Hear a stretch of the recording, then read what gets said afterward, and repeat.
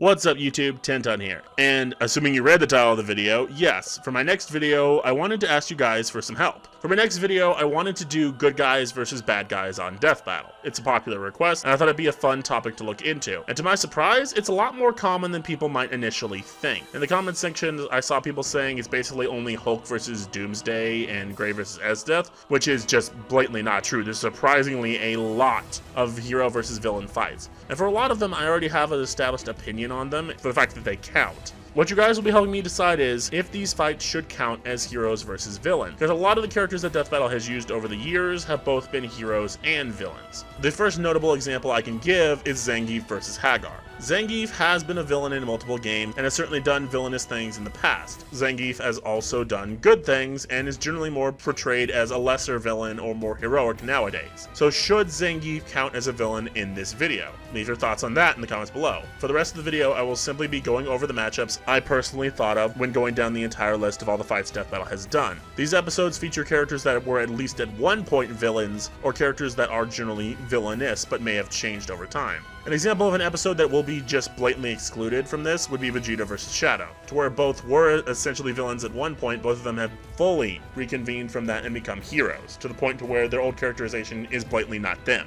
Let us continue. The next episode is Kratos versus Spawn. Spawn and Kratos can be generally considered anti-heroes, so it's a little hard on where I should judge them, but the Kratos they're using was created before he really became a hero in his more modern appearances, so I was thinking of counting it, just want to get your opinion on that. Next up is Robocop versus Terminator. As the Terminator presented in the animation is generally villainous, and there have been plenty of evil Terminators, though the Terminator that's in the animation is also based off the one from Terminator 2, so it's a little shaky, but considering that he was willing to blow up an entire city, we can assume he's just kind of a villain, so I was gonna go with that, but just wanted your opinion. Godzilla versus Gamera is another difficult one, because Godzilla has certainly been villainous in the past, though he's also been a hero a number of times as well, so leave your thoughts on that. Epion is a little harder to judge, as Pilot is certainly a villain and a major antagonist for a long part of the series, but he does kind of come around at the end, at least that's for what I know of the character, so if you have any input, leave that there. Ryu versus Scorpion is another one to where the Scorpion they used was technically still evil, and that was released before Scorpion really had his big change of heart in the later MK games, so I think it kind of counts, but it's hard to judge. Next is Vader versus Doom, as Vader at the end of his story is a good person, so you can kind of say that Vader would be a hero at that point, though obviously they're using a Vader that hasn't gone through the character development yet.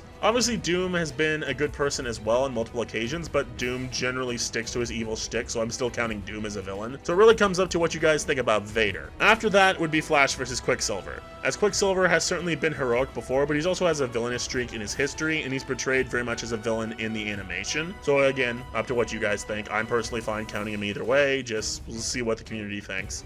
Virgil versus Sephiroth is another one, to where Virgil in modern media has certainly come around at least, and isn't as evil as he used to be. The Virgil certainly still was evil for a good amount of his history, and I'm pretty sure this episode came out before Devil May Cry 5, so it's kind of hard to say for me, so again, leave your opinions. Lucy versus Carnage. Lucy ultimately comes around at the end of her series and isn't really a villain anymore, though then again she's doing it for kind of selfish reasons and for the love of the protagonist, so I'm not really sure how much you can really count it, but more leaning for hero for Lucy, but we'll see. Wario versus Dedede is another one that's kind of hard to tell, as Dedede has certainly redeemed himself and become a hero in the modern Kirby games. The only times he'll fight Kirby now is if he's basically brainwashed, so I would say Dedede is certainly a hero. Meanwhile, Wario has done heroic things in the past and surely has been a hero in certain titles, but he's also been a villain in a lot of notable titles, and Wario certainly has been a villain in the past, so it's kind of hard to really say. Ghostwriter versus Lobo. Lobo is generally more anti-hero, but he certainly is kind of evil and messed up, so just wanted to see what people thought about that.